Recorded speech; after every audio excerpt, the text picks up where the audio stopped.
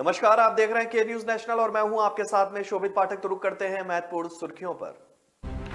योगी को विपक्ष ने दी बधाई, अखिलेश ने कसा तंज, मायावती ने दी सलाह, प्रियंका और राहुल गांधी ने किया किनारा।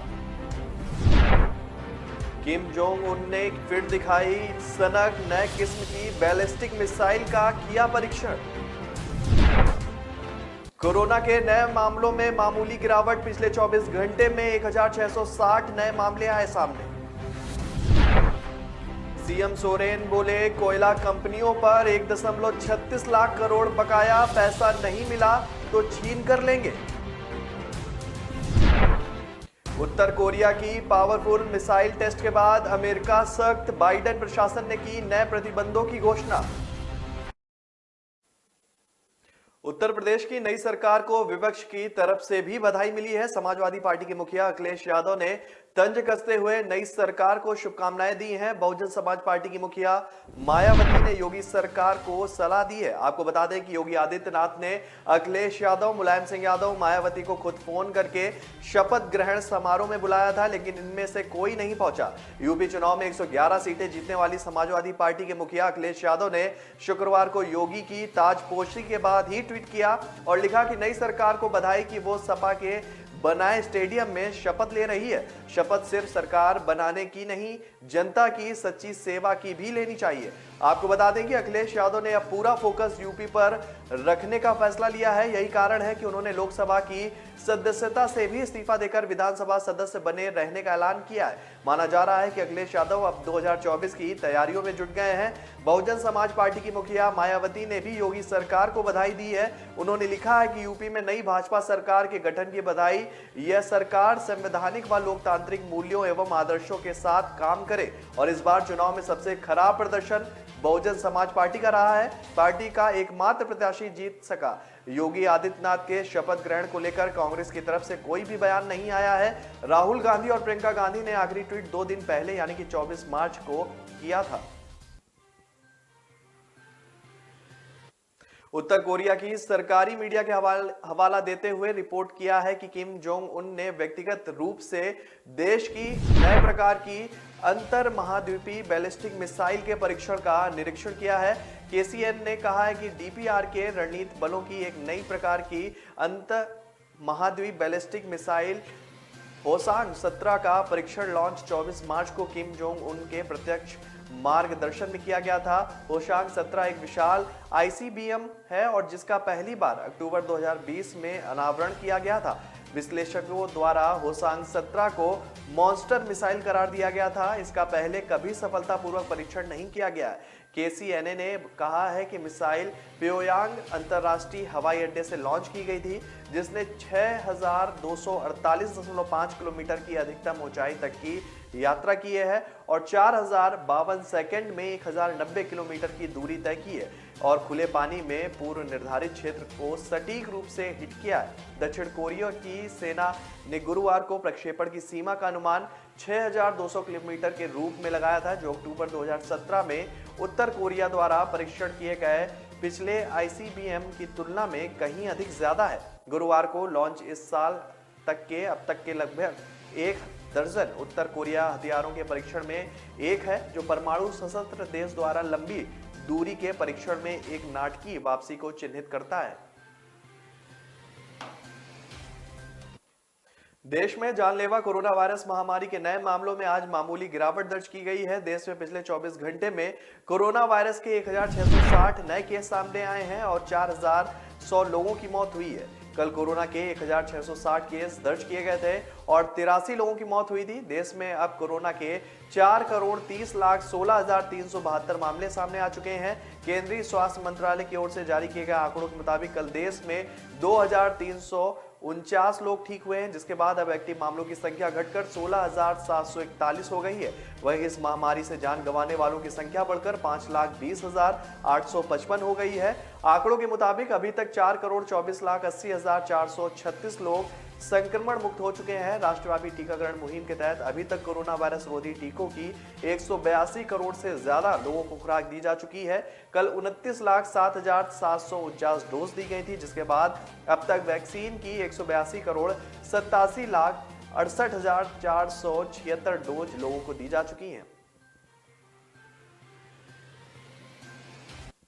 झारखंड के मुख्यमंत्री हेमंत सोरेन अब को कंपनियों के खिलाफ सख्ती के मूड में है। उन्होंने विधानसभा में बजट सत्र के समापन पर बोलते हुए कंपनियों पर सख्ती दिखाते हुए कहा है कि इन कंपनियों के पास 1.36 लाख करोड़ रुपया बकाया है। इसका जल्द भुगतान नहीं हुआ तो राज्य से कोयला बाहर नहीं जाने देंगे, सभी साइट पर ताला लग जाएगा। उन्होंने केंद्र सरकार पर भी खूब हमला किया। झारखंड के सीएम हेमंत सोरेन ने कहा है कि डीवीसी के बहाने केंद्र सरकार ने आरबीआई के राज्य फंड से 3,000 करोड़ काट लिए हैं। उन्होंने कहा कि कोल कंपनियों के पास राज्य का 1.36 लाख करोड़ रुपए बकाया है, वो हम लेकर ही रहेंगे। ये राज्य का अधिकार है, अगर हमें ये नहीं दिया गया तो हम छीन कर लेंगे। हम बिना भुगतान राज्य से एक भी खनिज संपदा को नहीं जाने देंगे।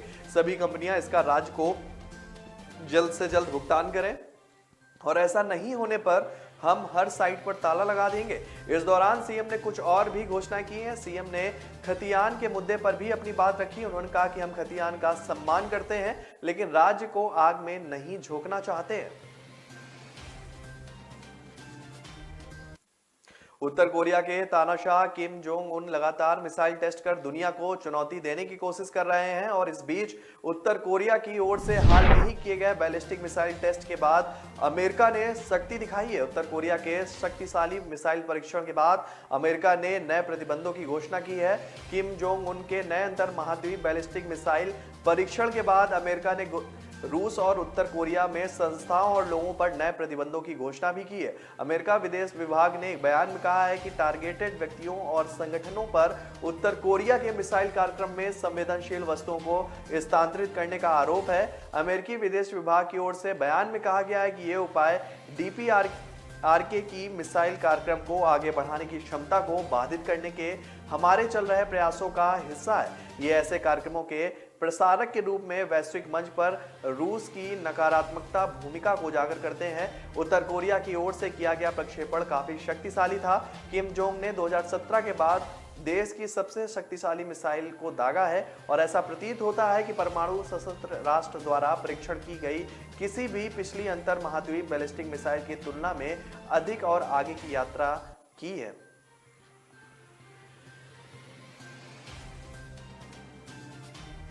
तो ब्रेक पर जाने से पहले रुक करते हैं महत्वपूर्ण सुर्खियों पर। योगी को विपक्ष ने दी बधाई, अखिलेश ने कसा तंज, मायावती ने दी सलाह, प्रियंका और राहुल गांधी ने किया किनारा। किम जोंग उन ने फिर दिखाई सनक, नए किस्म की बैलिस्टिक मिसाइल का किया परीक्षण।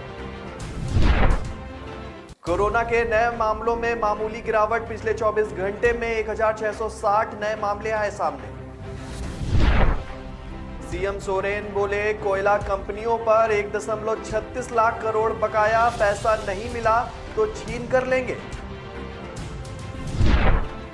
उत्तर कोरिया की पावरफुल मिसाइल टेस्ट के बाद अमेरिका सख्त, बाइडेन प्रशासन ने की नए प्रतिबंधों की घोषणा।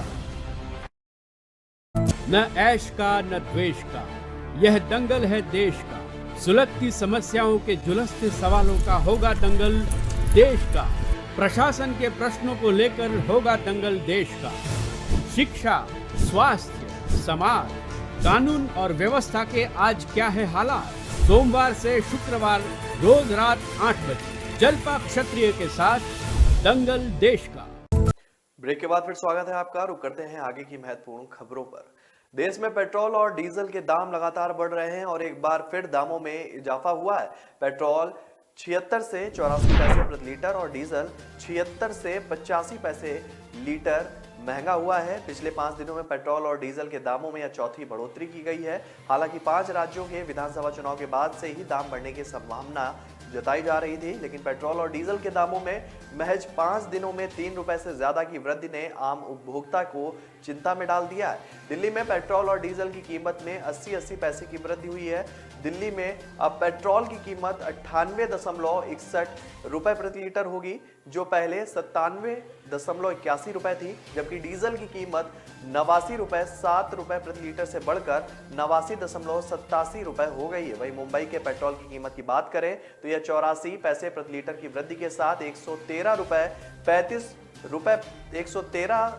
8.35 रुपए प्रति लीटर और डीजल की कीमत की बात करें तो 85 पैसे की इसमें बढ़ोतरी दर्ज की गई है। उत्तर प्रदेश विधानसभा चुनाव 2022 में भले ही समाजवादी पार्टी को जीत नहीं मिली हो, लेकिन इस चुनाव में सपा के विधायकों की संख्या में जरूर इजाफा देखा गया है और ये संख्या 100 के पार चली गई है। इस बार भी यूपी में मुख्य विपक्षी दल समाजवादी पार्टी बनी है और इस बीच समाजवादी पार्टी के अध्यक्ष अखिलेश यादव ने आजमगढ़ से सांसद पद से इस्तीफा दे दिया है और उन्होंने पार्टी के हित में पूरा ध्यान यूपी में केंद्रित करने के लिए करहल से विधायक बने रहना चुना है। बहरहाल नतीजे आने के बाद से ही हर कोई जानने के लिए उत्सुक है कि यूपी की सत्ता पर फिर से काबिज हुई बीजेपी को सदन में घेरने के लिए समाजवादी पार्टी से कौन दिग्गज नेता आएगा।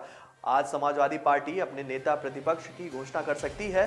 गौरतलब है कि शनिवार को लखनऊ स्थित सपा दफ्तर में सुबह नवनिर्वाचित विधायकों की बैठक होनी है और इस दौरान पार्टी मुखिया अखिलेश यादव की मौजूदगी में नेता प्रतिपक्ष के नाम का ऐलान भी किया जा सकता है। उम्मीद है कि इस बैठक के दौरान विधायक दल का नेता भी चुना जा सकता है। वहीं आगामी एमएलसी चुनाव के लिए भी बैठक में नई रणनीति पर विचार किया जा सकता है और इसके साथ ही आपको बता दें कि सपा की सहयोगी पार्टी आरएलडी के विधायकों की बैठक भी अध्यक्ष जयंत चौधरी की मौजूदगी में शनिवार को ही होनी है।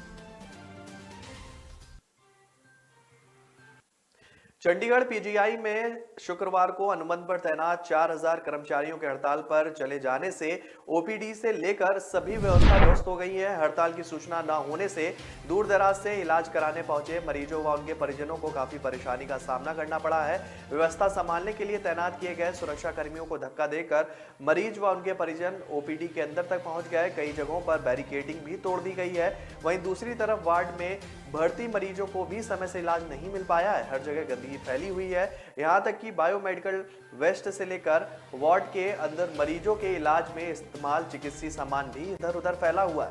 आपको बता दें कि व्यवस्था संभालने के लिए पीजीआई प्रशासन के सारे प्रयास जो है वो विफल साबित होते नजर आ रहे हैं। प्रत्यक्षदर्शियों के अनुसार गुस्साए परिजनों व उनके परिजनों ने सबसे पहले न्यू ओपीडी में बैरिकेडिंग को तोड़ा और दूसरी तरफ एडवांस आई सेंटर में भी मरीज सुरक्षा कर्मियों को धक्का देकर अंदर प्रवेश कर गए। जब लोग अंदर पहुंचे तो देखा कि इलाज की व्यवस्था पूरी तरीके से ठप पड़ी है। पंजाब के मुख्यमंत्री भगवंत मान ने नई दिल्ली में प्रधानमंत्री नरेंद्र मोदी से मुलाकात की है। सीएम का पदभार संभालने के बाद भगवंत मान की पीएम मोदी के साथ यह पहली मुलाकात है। मान ने पीएम के समक्ष पंजाब की आर्थिक बदहाली का मुद्दा उठाया और 2 साल तक सालाना 50,000 करोड़ रुपए का आर्थिक पैकेज भी मांगा है। दोनों नेताओं के बीच पंजाब के अन्य तमाम मुद्दों को लेकर चर्चा भी हुई है। प्रधानमंत्री से मुलाकात के बाद भगवंत मान दिल्ली के मुख्यमंत्री व आप के राष्ट्रीय संयोजक अरविंद केजरीवाल से भी शाम को मिलने पहुंचे। यह मुलाकात सीएम आवास पर हुई। पीएम से मुलाकात के बाद भगवंत मान ने कहा कि देश एक अंगूठी की तरह है, पंजाब उसमें एक नग है। पिछले सरकारों की वजह से नग का रंग कुछ फीका पड़ गया था, मगर अब इसे दोबारा चमकाया जाएगा और नया पंजाब बनाया जाएगा। आपको बता दें कि मान ने पीएम मोदी से 1 लाख करोड़ रुपए का पैकेज भी मांगा है। उन्होंने कहा है कि 2 साल की अवधि में 50-50 हजार करोड़ रुपए जारी करें ताकि कर्ज में डूबे प्रदेश को फिर से पैरों पर खड़ा किया जा सके। और इससे पहले मुख्यमंत्री भगवंत मान ने इस अहम मुलाकात की जानकारी स्वयं ट्वीट करके दी थी। उन्होंने लिखा कि पंजाब के विकास को लेकर प्रधानमंत्री से मिलने का समय मांगा था, जिसकी स्वीकृति मिल गई है। और इससे पहले पंजाब के मुख्यमंत्री के पद पर मान के मनोनयन के दौरान प्रधानमंत्री नरेंद्र मोदी ने उन्हें शुभकामनाएं भी दी थी। दिल्ली सरकार साल वित्तीय वर्ष 2022-23 का बजट आज दिल्ली विधानसभा में पेश करेगी। दिल्ली के वित्त मंत्री मनीष सिसोदिया सुबह जो है दिल्ली का बजट पेश करेंगे। पिछले साल की तरह इस साल भी मनीष सिसोदिया टैबलेट के जरिए ही बजट पेश करेंगे, जबकि इस दौरान सभी विधायकों को भी बजट पढ़ने के लिए टैबलेट दिए गए हैं। जानकारी के मुताबिक इस साल भी बजट में केजरीवाल सरकार मुफ्त योजनाओं को जारी रखेगी, जिसमें मुफ्त बिजली, महिलाओं को बसों में फ्री सफर, फ्री पानी और फ्री वाईफाई जैसी सुविधाएं भी शामिल हैं। इसके साथ ही सरकार का मुख्य फोकस हर साल की तरह इस साल भी शिक्षा और स्वास्थ्य पर ही रहेगा। हर साल की तरह इस साल भी केजरीवाल सरकार शिक्षा के बजट में बढ़ोतरी करने की कोशिश कर सकती है। बीते 2 साल से कोरोना महामारी की वजह से रेवेन्यू पर काफी असर पड़ा है और उसके बावजूद सरकार ने बजट बजट में कटौती नहीं की है। बताया जा रहा है कि इस साल भी पिछले साल की तुलना में दिल्ली के बजट में कई गुना बढ़ोतरी देखी गई है, जिसका सबसे बड़ा हिस्सा शिक्षा के क्षेत्र में ही इस्तेमाल करने का ऐलान हो सकता है। पिछले साल केजरीवाल सरकार ने कुल 69,000 करोड़ का बजट पेश किया था। स्वास्थ्य सुविधाओं को बढ़ाने पर भी सरकार बजट का एक बड़ा हिस्सा स्वास्थ्य के क्षेत्र में भी खर्च करने का ऐलान कर सकती है। तो ब्रेक पर जाने से पहले रुक करते हैं महत्वपूर्ण सुर्खियों पर। योगी को विपक्ष ने दी बधाई, अखिलेश ने कसा तंज, मायावती ने दी सलाह, प्रियंका और राहुल गांधी ने किया किनारा। किम जोंग उन ने फिर दिखाई सनक, नए किस्म की बैलिस्टिक मिसाइल का किया परीक्षण। कोरोना के नए मामलों में मामूली गिरावट, पिछले 24 घंटे में 1660 नए मामले आए सामने। सीएम सोरेन बोले कोयला कंपनियों पर 1.36 लाख करोड़ बकाया, पैसा नहीं मिला तो छीन कर लेंगे। उत्तर कोरिया की पावरफुल मिसाइल टेस्ट के बाद अमेरिका सख्त, बाइडेन प्रशासन ने की नए प्रतिबंधों की घोषणा। न ऐश का न द्वेष का, यह दंगल है देश का। सुलगती समस्याओं के जुलसते सवालों का होगा दंगल देश का। प्रशासन के प्रश्नों को लेकर होगा दंगल देश का। शिक्षा, स्वास्थ्य, समाज, कानून और व्यवस्था के आज क्या है हालात। सोमवार से शुक्रवार रोज रात 8 बजे जलपा क्षत्रिय के साथ दंगल देश। ब्रेक के बाद फिर स्वागत है आपका। रुक करते हैं आगे की महत्वपूर्ण खबरों पर। चीन के विदेश मंत्री वांग यी ने शुक्रवार को चीन और भारत को सीमा मुद्दे पर अपने मतभेदों को द्विपक्षीय संबंधों में यथोचित स्थान पर रखने का सुझाव देते हुए कहा कि दोनों देशों के संबंध सही दिशा में बने रहना चाहिए।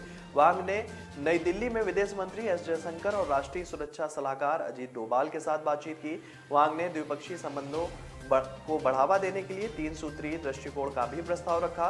पहला, दोनों पक्षों को द्विपक्षीय संबंधों को दीर्घकालिक दृष्टि से देखना चाहिए। दूसरा, उन्हें एक दूसरे की उन्नति को सकारात्मक मानसिकता के साथ देखना चाहिए। तीसरा, दोनों देशों को सहयोग के रवैये के साथ बहुपक्षीय प्रक्रिया में भाग लेना चाहिए।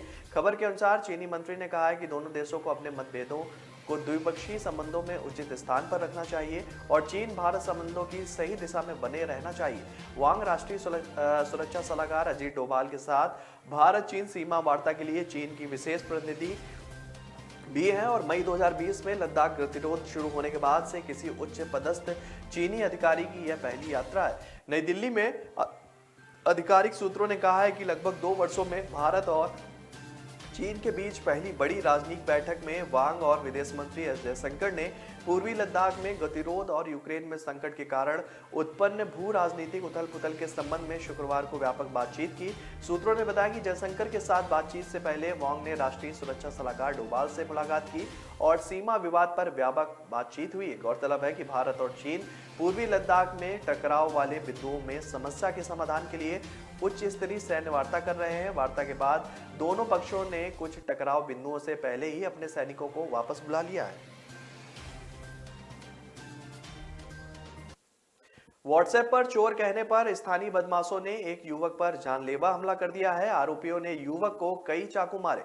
पीड़िता ने व्हाट्सएप स्टेटस लगाकर चोर कहा था। पुलिस ने जानलेवा हमला करने वाले 2 आरोपियों विवेक बंसल और चिक्की उर्फ चुन्नू रिजवान को गिरफ्तार कर लिया है। गिरफ्तार बदमाशों पर पहले से सराय रोहिल्ला और गाजियाबाद के कौशाम्बी में कई आपराधिक मामले दर्ज हैं। बदमाशों के कब्जे से वारदात में इस्तेमाल चाकू व चोरी का सामान भी बरामद किया गया है। पुलिस फरार बाकी आरोपियों की तलाश कर रही है। उत्तरी जिला डीसीपी सागर सिंह कलसी के अनुसार होली वाले दिन यानी कि 18 मार्च को एक युवक पर चाकू से जानलेवा हमला करने की सूचना मिली थी। घायल नकुल ने पुलिस को बताया कि होली वाले दिन दोपहर करीब 12:30 बजे वह चुन्नी वाला पार्क के पास था। तभी मोनू नाम के युवक ने अपने 6-7 दोस्तों के साथ वहां आ गया और ये लोग उसे मारने लगे। नकुल जान बचाने के लिए भागकर अपने दोस्त के घर में घुस गया और खुद को बाथरूम में बंद कर लिया। आरोपी ने बाथरूम में दरवाजा तोड़ दिया और पीटते पीटते नकुल पर चाकू से हमला कर दिया। फिलहाल पुलिस मामले की जांच कर रही है। दिल्ली मेरठ एक्सप्रेसवे पर वाहन चालकों को 1 अप्रैल से टोल चुकाना पड़ेगा। दिल्ली से डासना तक टोल नहीं देना होगा, लेकिन दिल्ली से मेरठ तक पूरे मार्ग का टोल चुकाना होगा।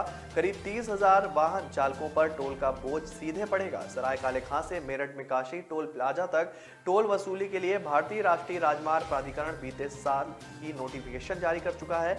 अब दरों में 10 से 15% की बढ़ोतरी की जाएगी। दिल्ली मेरठ एक्सप्रेसवे पर 1 अप्रैल 2021 से चल रहा मुफ्त का सफर जो है वो सिर्फ 7 दिन और कर सकते हैं, लेकिन 1 अप्रैल से टोल वसूली शुरू हो जाएगी। सड़क परिवहन एवं राजमार्ग मंत्रालय ने इसको मंजूरी भी दे दी है।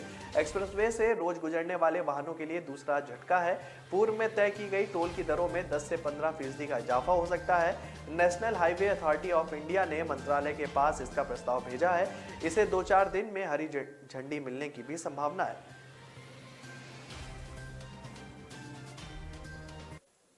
मौसम के बदलते मिजाज के कारण सूरज के तेवर जो है वो तल्ख होते जा रहे हैं। अनुमान है कि सप्ताह के अंत तक अधिकतम तापमान 38 डिग्री सेल्सियस तक पहुंच सकता है। मौसम विशेषज्ञों का पूर्वानुमान है कि अप्रैल के पहले सप्ताह में गर्मी का प्रकोप बढ़ेगा और संभावना है कि पारा 40 तक पहुंच जाएगा। मौसम विभाग के मुताबिक अधिकतम तापमान सामान्य से अधिक यानी कि 35.5 व न्यूनतम तापमान सामान्य से 4 अधिक 21.2 डिग्री सेल्सियस पर रहा। हवा में नमी का स्तर 21 से 81% रहा। मौसम विभाग का पूर्वानुमान है कि अगले 24 घंटे में मौसम साफ रहने के साथ तेज धूप खिली रहेगी। अधिकतम तापमान 35 व न्यूनतम तापमान 19 डिग्री सेल्सियस तक दर्ज किया जा सकता है। आगामी 2 दिनों बाद फिर से तेज रफ्तार से हवाएं चलेंगी, जिसे पारे में वृद्धि की भी संभावना है। मद्रास हाईकोर्ट ने कहा है कि एक एलियन ग्रह की खोज करने की अपेक्षा पृथ्वी को अच्छी स्थिति में छोड़ना ज्यादा बेहतर है। हाईकोर्ट ने यह टिप्पणी बुधवार को आपराधिक समीक्षाओं की याचिकाओं को निपटाते हुए की है। इन याचिकाओं में नागपट्टिनम में निचली अदालत द्वारा दिए गए आदेशों को चुनौती दी गई है। निचली अदालत ने अवैध रूप से रेत खनन के परिवहन में लगे जब्त वाहनों को वापस करने की उनकी याचिका जो थी वो खारिज कर दी थी। जस्टिस एडी जगदीश चंद्र ने कहा कि धरती माँ हमारी विरासत है जो हमें अपनी पिछली पीढ़ियों से बिना किसी नुकसान के विरासत में मिली है। भूवैज्ञानिकों का दावा है कि पृथ्वी की उम्र अब 4.573 अरब वर्ष है। ऐसे में हमारी जिम्मेदारी है कि जैसा हमने इसे पाया था उसकी तुलना में भावी पीढ़ियों के लिए इससे बेहतर स्थिति में छोड़ें, ना कि अपनी अनमोल धरा पर हो रही क्रूरता के प्रति आंखें बंद रखें और ना कि जिंदगी के लिए बहुत अधिक पैसा खर्च कर कम इंफ्रास्ट्रक्चर वाले किसी एलियन ग्रह की खोज पर गर्व करें। जस्टिस चंद ने दुख जताते हुए कहा कि मौजूदा पीढ़ी में गिरावट की नई होड़ सी मच गई है। नदियां जो कभी स्वच्छ जल के साथ बहती थी अब अपशिष्टों को ले जाने वाले ड्रेनेज चैनलों में बदल गई है। इसके लिए एक गंभीर चुनौती भी सामने आ रही है। तो फिलहाल इस बुलेटिन में मेरे साथ इतना ही। आगे की खबरों के लिए बने रहिए के न्यूज नेशनल के साथ। तब तक के लिए नमस्कार। योगी को विपक्ष ने दी बधाई, अखिलेश ने कसा तंज, मायावती ने दी सलाह, प्रियंका और राहुल गांधी ने किया किनारा। किम जोंग उन ने फिर दिखाई सनक, नए किस्म की बैलिस्टिक मिसाइल का किया परीक्षण। कोरोना के नए मामलों में मामूली गिरावट, पिछले 24 घंटे में 1660 नए मामले आए सामने। सीएम सोरेन बोले कोयला कंपनियों पर 1.36 लाख करोड़ बकाया, पैसा नहीं मिला तो छीन कर लेंगे। उत्तर कोरिया की पावरफुल मिसाइल टेस्ट के बाद अमेरिका सख्त, बाइडेन प्रशासन ने की नए प्रतिबंधों की घोषणा।